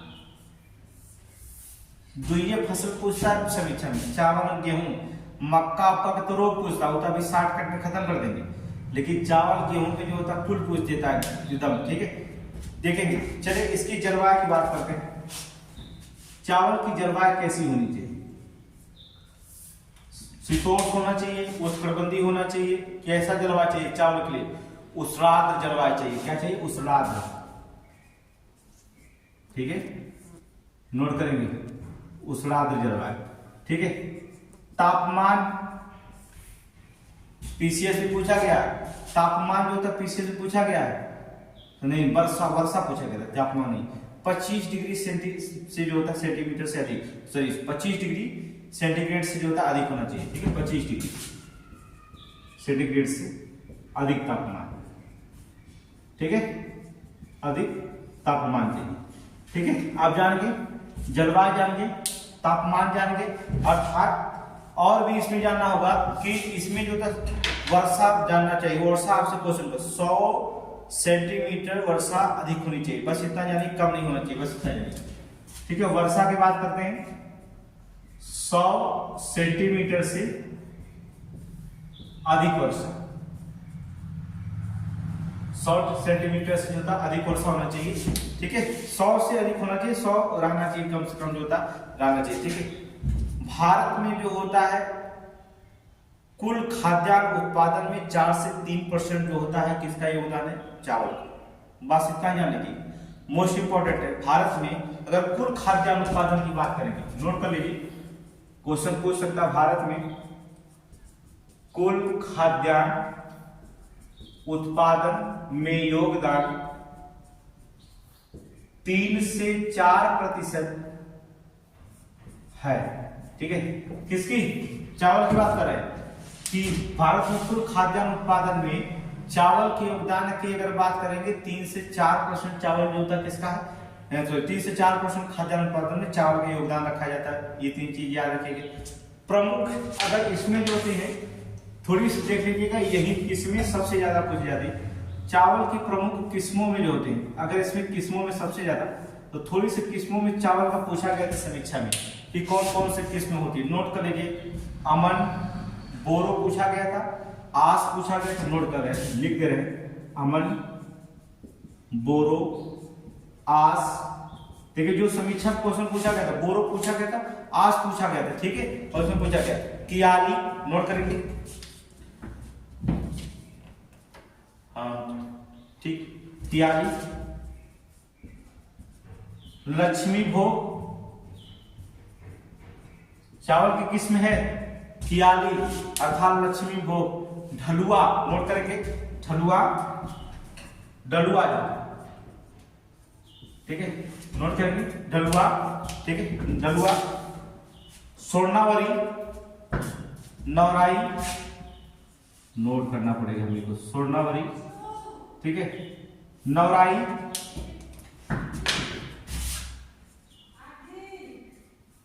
ठीक है, सोनावरी और नवराई। और एक नाम था जया, नोट करिए, जया, लोनीश्री, माही, नोट करिए, जया, जया, लोनीश्री, ठीक है, जया, लोनीश्री। और एक जो होता है मही, माही। इत्यादि फसलें जो होती हैं ये चावल की किस्में। नोट करिए इतने क्वेश्चन, अर्थात किस्मों में अमन क्वेश्चन पूछा गया है, बोरो, देखिए ये तीनों क्वेश्चन पूछे गए हैं, अमन, बोरो, आस, कियाली, ठीक है, लक्ष्मी भोग, ढलुआ, सोनावरी, नवराई, जया, लोनीश्री और माही। इत्यादि फसलें जो होती हैं ये चावल के किस्म की फसलें हैं, ये एग्जाम में पूछा गया है, ठीक है। अब आप जानेंगे चावल किस्म, अभी बहुत कुछ बताना। चावल बहुत इंपॉर्टेंट है, बहुत इंपॉर्टेंट, इसमें इतना इंपॉर्टेंट चीज है कि आप कल्पना नहीं कर सकते। अभी तो शुरू हो रहा है, ठीक है, अभी तो आज शुरू हो रहा है क्लास। तो चावल में, धान में जलवायु स्वाद, ठीक है, नोट कर लीजिए, नोट कर लीजिए, नोट करिए इसे।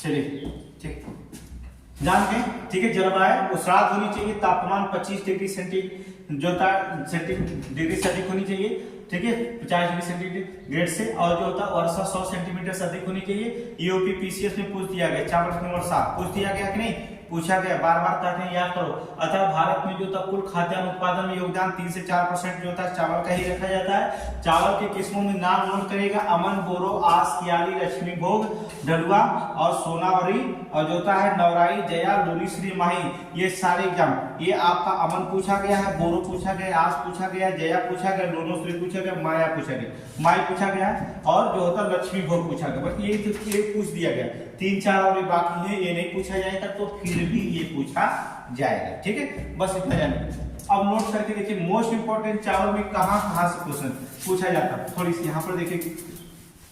चलिए अभी तो शुरू है, लड़ाई हम लोगों की जारी रहेगी, कोई दिक्कत नहीं। क्लास 1 घंटे डेली मिलेंगे आपको, 1 से 1.5 घंटा होगा, उससे कम क्लासेज आपको नहीं दिया जाएंगे, ठीक है, क्योंकि समय हो सकता है अगर मान लीजिए आपका डेट आ गया तो फिर आपको 3-3 घंटे क्लास दी जाएगी, कोई दिक्कत नहीं। कोई मैराथन क्लास नहीं होता है, ये वीडियो में लिखा रहता है कि मैराथन क्लास है, मैराथन क्लास का कोर्स तो पूरा करिए, ठीक है। अब वो 60 मिनट भाग जाएंगे तो मैराथन क्लास में से क्या जान देंगे, ठीक है। नोट करेंगे, सबसे पहली चीज होती है, एक नाम दिया जाता है कि कहा जाता है गोल्डन धान, सबसे ज्यादा चर्चा होती है गोल्डन धान की। पता है गोल्डन धान की चर्चा क्यों होती है? कि गोल्डन धान की एक किस्म होती है, जो गोल्डन धान की एक किस्म होती है, गोल्डन धान की जो किस्म होती है इसमें विटामिन ए पाया जाता है, ए पाया जाता है, नोट करेंगे विटामिन ए पाया जाता है, ठीक है। गोल्डन जो था गोल्डन राइस होती है इसमें विटामिन ए पाया जाता है। और गोल्डन राइस खुश अर्थात जीएस खुश का नाम सुने होंगे, नाम जीएस खुश जो था सबसे पहले चर्चा की थी, जीएस खुश, भैया वैज्ञानिक नाम जान लेते। अब आपको विटामिन ए थोड़ी सी पढ़ा देते हैं, साइंस से आ जाते हैं क्योंकि अब शुरू है तो शुरू करेंगे, ठीक है।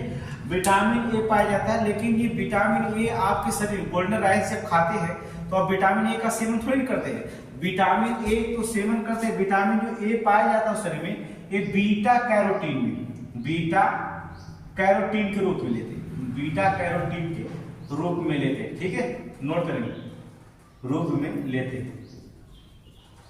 आप विटामिनों को किस में लेते हैं? बीटा कैरोटीन के रूप में लेते हैं। ऐसा नहीं कि आप विटामिन ए ही खाएंगे, ठीक है, ए डी सी ए के बसा के पाचन होते हैं, ठीक है, बसा में पचते हैं, बसा में जाकर के आप विटामिन ए डायरेक्ट नहीं लेते हैं, चावल लेते हैं तो बीटा कैरोटीन के माध्यम लेते हैं, अर्थात आप बीटा कैरोटीन लेते हैं, जब वो आपके बसा के साथ मिलता है तब निर्माण करता है विटामिन ए, समझ रहे ना। तो आप क्वेश्चन कभी समीक्षा में पूछा गया कि विटामिन ए डायरेक्ट नहीं, विटामिन ए तो लेते हैं, चावल में गोल्डन राइस में विटामिन ए पाया जाता है, मगर विटामिन ए पाया जाता है बीटा कैरोटीन के रूप में पाया जाता है।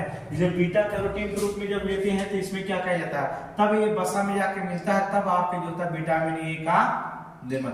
कुछ विटामिन ऐसे होते हैं जिन्हें बाहर से नहीं लिया जाता, शरीर में ही बनते, समझ रहे ना। कुछ विटामिन ऐसे होते हैं जो बाहर से नहीं ले सकते, वो शरीर में जाकर ही बसा मिलने के बाद ही बनते हैं। देखो विटामिन जब आपको साइंस पढ़ाया जाएगा तो उसमें हम बता देंगे आपको, ठीक है, इसमें रखा जाएगा, ठीक है। आप देखेंगे हाँ एक नई धान की किस्म भी आई थी जिसका नाम था बरानी दीप। अब कभी लड़के कहेंगे, अगर पूछ दिया गया, इसमें देख लीजिए क्वेश्चन पूछ दिया आपसे थोड़ी सी, बरानी द्वीप, अब देखिए ये क्वेश्चन पूछ दिया, अब थोड़ी सी करके कंफ्यूजन, बरानी द्वीप क्या है, अभी क्वेश्चन थोड़ी बता रहे भागिए, बरानी द्वीप क्या है, अब पूछ दिया धान है, धान की प्रजात है, गेहूं की प्रजात है, ठीक है, बी सी पूछ दिया, ठीक है, मॉरिशस द्वीप, ठीक है, मॉरिशस का द्वीप है या ब्रिटेन का द्वीप है, ठीक है। अब बरानी द्वीप लड़के क्या करेंगे, ब्रिटेन है, किलाऊ का द्वीप है, इटली का द्वीप है। अब लड़के सोचेंगे कि हाई द्वीप शब्दवा लिखा है, इसका मतलब धान उनका प्रजात, गेहूं उनका प्रजात हुई ना, जो था इत कोनो द्वीप ना भैया, ये बरानी द्वीप जरूर लिखा है, लेकिन बरानी द्वीप केकर प्रजात है, गेहूं की प्रजात है। लालमती नाम सुने होंगे आप, लालमती बरानी द्वीप भी है, और एक होती है लालमती, ठीक है, ये द्वीप है अर्थात लालमती, लालमती भी जो होती क्या है, धान की किस्म है, धान की किस्म है, ठीक है, धान की किस्म। देखिए अभी याद हो गया, नहीं तो मामला गड़बड़ हो जाता, एग्जाम में पूछ देता तो आप मान देते इंग्लैंड और किसी और का द्वीप दे देते, इसका नाम बरानी द्वीप, अर्थात कहने का मतलब होता है बरानी द्वीप, अर्थात बरानी द्वीप किसकी किस्म है, अर्थात धान की, चावल की जो किस्म है। लालमती किसकी किस्म है, धान की जो किस्म को जो होता बरानी किस्म या लालमती किस्म लिखा है। देखिए क्वेश्चन कितना करें, अब इसमें हम आपको बता रहे हैं, जैसे नील हरित शैवाल जो होता है का प्रयोग धान के लिए हम करते हैं। दूसरी क्या होती है, नील हरित शैवाल, नील हरित शैवाल, नील हरित शैवाल का प्रयोग जो होता है हम धान के लिए करते हैं, प्रयोग जो होता है धान के लिए करते हैं, किसके लिए करते हैं, धान, अर्थात नील हरित शैवाल सबसे ज्यादा पीसीएस में पूछा गया, अदर एग्जाम में पूछा गया, ये नील हरित शैवाल का प्रयोग जो होता है किसके करते हैं, धान की खेती के लिए किया जाता है। नील हरित शैवाल का प्रयोग जो होता है किसके लिए किया जाता है, धान की खेती के लिए क्वेश्चन पूछा गया था, ठीक है। गोल्डन राइस में जो होता है बीटा कैरोटीन पाया जाता है, क्या पाया जाता है, बीटा कैरोटीन पाया जाता है, हमने बताया ना क्या पाया जाता है, बीटा कैरोटीन पाया जाता है। चावल में जो होता है कार्बोहाइड्रेट का स्रोत होता है, इसे स्टार्च कहा जाता है, ठीक है। चावल में क्या होता है, चावल में नोट करेंगे, चावल में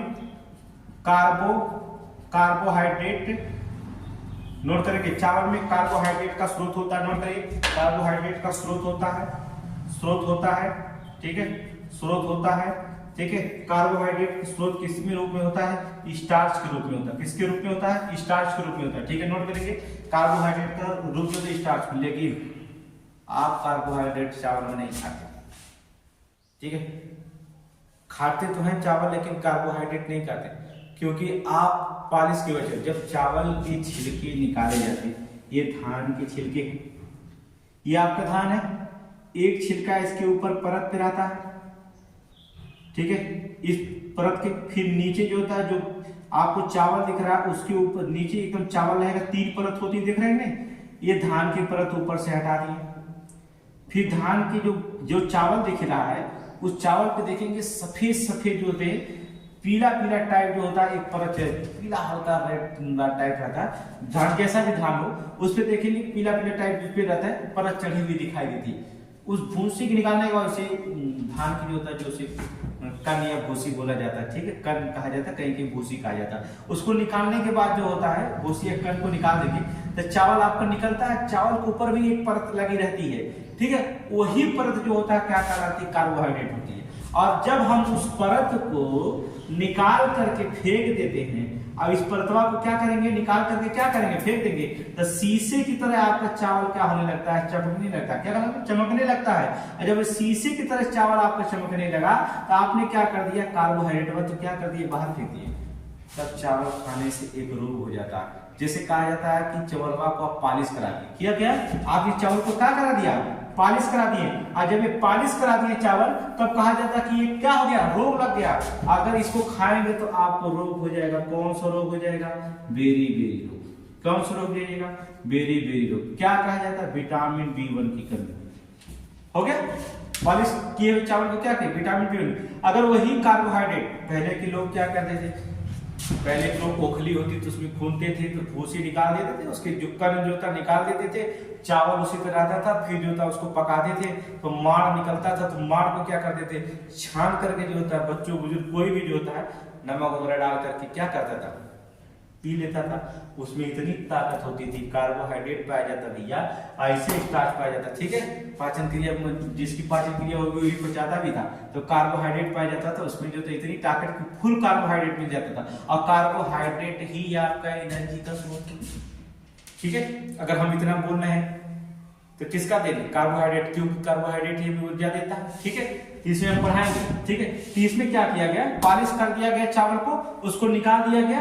उस पॉलिश करने के बाद चावल शीशे की तरह चमक न रहा, तो पॉलिश किया हुआ चावल खाएंगे तो बेरी बेरी नामक रोग हो जाएगा। विटामिन B1 ने आपने पहले निकाल दिया, इस चावल में ये होगा विटामिन B1 हो जाएगा, ठीक है, विटामिन B1 हो जाएगा।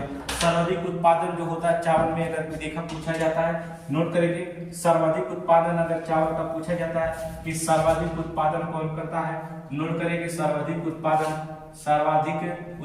कौन करता है? पश्चिमी बंगाल। नोट करिए, पश्चिमी बंगाल सबसे ज्यादा करता है। उसके बाद कौन आता है? उसके बाद आता है उत्तर प्रदेश, ठीक है, उत्तर प्रदेश। नोट करेंगे, उत्तर प्रदेश, ठीक है।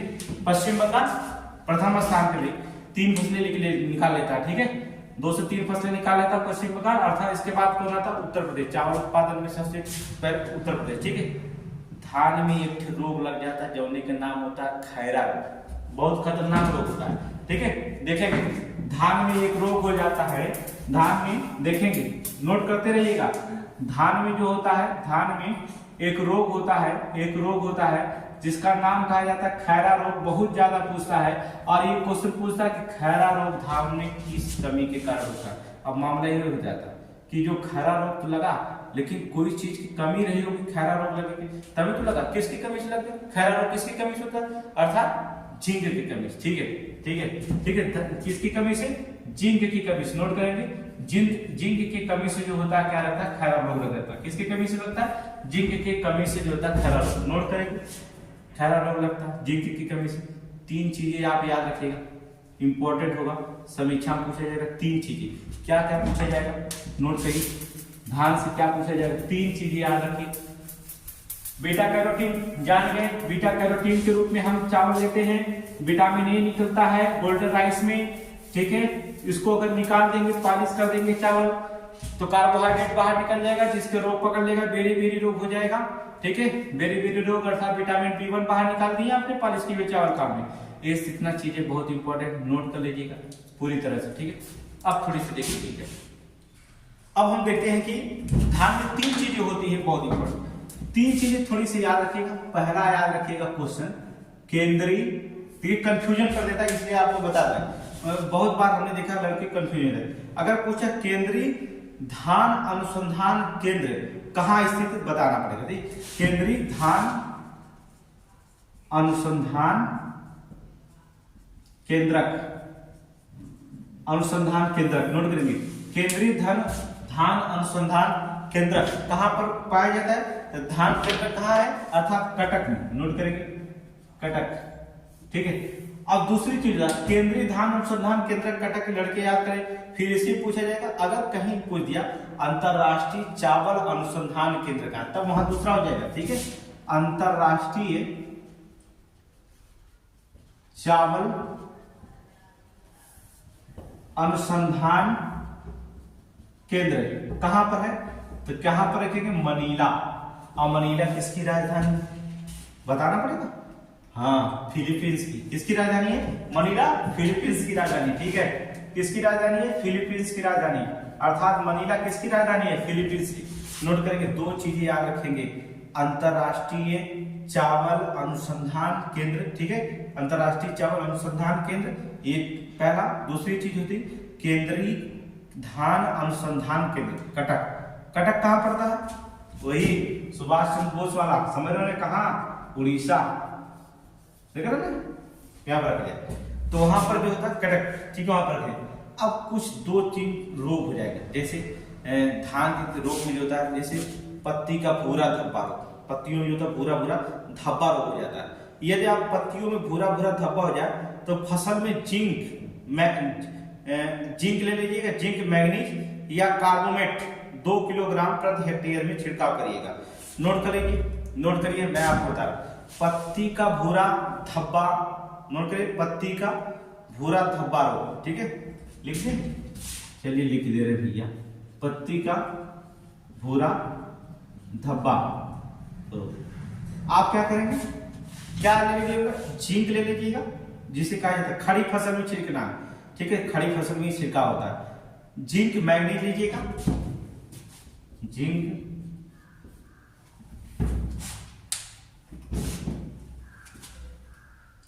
और मैग्नीज लीजिएगा। इसका छिड़काव जो होता है कार्बामेट, एक ले लीजिएगा कार्बामेट। ठीक है, मैग्नीज और कार्बामेट ले लीजिएगा 2 किलोग्राम 1 हेक्टेयर में, प्रति हेक्टेयर 1 हेक्टेयर में जो होता है छिड़काव कर दीजिएगा। ठीक है, 1 हेक्टेयर में तो उसका छिड़काव आप कर देंगे। फिर आप ले लीजिएगा, अगर इसी में एक रोग हो जाता है जिसका नाम खैरा हमने बताया जस्ते की कमी से होता है खैरा रोग। ठीक है, 5 किलोग्राम जिंक ले लीजिएगा, सल्फेट, जिंक सल्फेट, अगर खैरा रोग हो गया तो ये सब आप नोट कर लीजिए भैया, क्योंकि क्वेश्चन पूछा गया खैरा रोग, इसलिए आपको बता रहे हैं खैरा रोग। आप क्या करेगा, पहले जस्ते की कमी से होता, पहले नोट करेंगे किसकी कमी से होता, जिंक या जस्ता, कुछ भी कर सकते हैं। ठीक है, जस्ते की कमी से होता। अब हम जिंक पढ़ रहे थे, हिंदी में जस्ता पढ़ रहे तो मत कंफ्यूज हो, जस्ता पढ़े थे जिंक पढ़े, बताइए क्या है ना। आप 5 किलोग्राम जिंक सल्फेट लीजिएगा। कितना लीजिएगा, 5 केजी जिंक सल्फेट लीजिएगा, और 5 किलोग्राम जिंक सल्फेट को लेकर के पानी में घोलेंगे। 25 किलोग्राम बुझा हुआ चूना भी इसमें मिला लीजिएगा। कितना, 25 किलोग्राम बुझा चूना, नोट करेंगे बुझा चूना, क्योंकि जरूरी है, ये क्वेश्चन समीक्षा पूछा गया इससे जरूरी है। बुझा चूना 1000 लीटर पानी को लेकर के, 1000 लीटर पानी में घोल करके आप क्या करेगा, प्रति 1 हेक्टेयर में छिड़काव करना है। ठीक है, 1000 लीटर पानी को 1 हेक्टेयर में इसका छिड़काव करिएगा। फिर आप क्या करेंगे, पहले तो लोग क्या कर देते हैं, ये छिड़क देते हैं फिर पानी भर देते हैं, पता है ना, इसको छिड़क करके क्या कर देते हैं, पानी चला देते भैया। अब कौन 1000 लीटर पानी में मिलाया जाएगा, पानी को हल्का क्या करेंगे, छिड़क देंगे, इसके बाद इसको छिड़क देंगे, फिर पानी से क्या करेंगे, छिड़क देंगे, हो जाएगा, खत्म हो जाएगा। तो 1 हेक्टेयर, ठीक है, यहाँ पर रखा जाएगा। तो पानी भर के भी इसको छिड़क करके पानी भर सकते हैं, कोई दिक्कत नहीं है। ठीक है, तो खैरा रोग, जिंक रोग, तो ये धान की इतनी चीजें पूछा गया। तो आपको गेहूं की फसल धान, अब थोड़ी सी कल चर्चा हम करेंगे और भी फसलों के बारे में, जैसे मक्का का हो गया, ज्वार का हो गया, ठीक है, ये रोग इसकी फसल करेंगे। समीक्षा में इसका रोग पूछा जाता है, इसके रोग की चर्चा करेंगे। तो आज की क्लास हमारी समाप्त होगी क्योंकि अब दूसरे की क्लास लगेगी। तो यहाँ हाँ, तो एक चीज होगा कि मेंस के जो होता है पीसीएस मेंस का जो होता है, आज क्वेश्चन हम पढ़ाएंगे पायरेटन से कुछ क्वेश्चन बताएंगे जो यहाँ क्वेश्चन बनने वाला है। जैसे पायरेटन को उत्तर प्रदेश सरकार ने 2028 तक जो होता है देख रहे, कुंभ मेला लग रहा है, महाकुंभ, तो महाकुंभ की पहली चर्चा हम करेंगे। महाकुंभ से क्वेश्चन कहाँ बनेगा, मोस्ट इंपोर्टेंट इकोनॉमिक्स से जोड़ करके महाकुंभ से पूछेगा। अब महाकुंभ लगेगा तो सर्किट पूछेगा, याद रखेगा कि कौन कौन से जो होता है पर्यटन के लिए सर्किट बनाया गया, उन सर्किटों के बारे में चर्चा करेंगे। तो पर्यटन से मोस्ट इंपोर्टेंट यहाँ से एक क्वेश्चन फिक्स होता है, देखिए 2018 से लेकर 23 तक ले। तो आज हम इवनिंग टाइम में जो होता है पर्यटन से चर्चा करेंगे, कहाँ से पीसीएस मेन से बनेगा, वहां से चर्चा करेंगे, ठीक है। क्लास देखिए।